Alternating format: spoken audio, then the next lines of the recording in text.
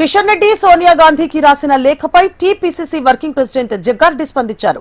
కేంద్రంలో బీజేపీ అధికారంలోకి వస్తే ప్రతి పేదవాడి ఖాతాలో వేస్తామన్న 15 లక్షల రూపాయల నల్లధనం ఏమైందని ప్రశ్నించారు. సంవత్సరానికి 2 కోట్ల ఉద్యోగాలు ఇస్తాము అన్నారు. ఏడాదికి 2 కోట్ల ఉద్యోగాల చొప్పున మీరు అధికారంలో ఉన్న 10 ఏళ్లలో 22 కోట్ల ఉద్యోగాలు ఏమయ్యాయి? ఈ విషయంలో ప్రధాని మోదీకి లేఖ రాయమంటారా అంటూ కిషన్ రెడ్డిపై ప్రశ్నల వర్షం కురిపించారు. మీరు సోనియా గాంధీ గారికి లెటర్ రాసినారు కదా మీరు మరి ప్రధానమంత్రి మోడీ గారికి కూడా ఎందుకు రాయలేదు?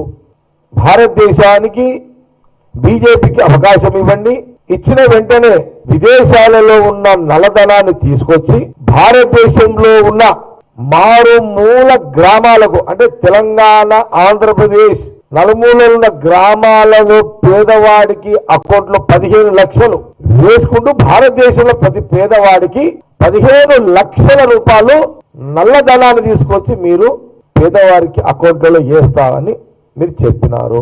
మీ మొదటి వాక్యం అదే.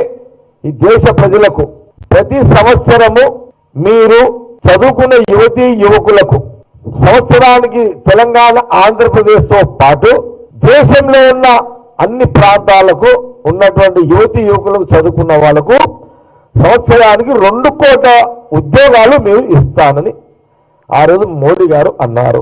ఇది 11వ సంవత్సరం 3వసారి ప్రధానమంత్రిగా మీకు అవకాశం దేశ ప్రజలు మీకు ఇచ్చినారు. కాంగ్రెస్ పార్టీ మీకు ఒక ప్రశ్న సూటిగా ఇదే అడుగుతున్నాం. మీరు సోనియా గాంధీ గారికి లెటర్ రాసే కంటే ముందు ప్రధానమంత్రి మోడీ గారు కూడా రాసి ఉంటే అప్పుడు మీరు సోనియా గాంధీ గారికి లెటర్ రాసే నైతిక హక్కు మీకు ఉండేది.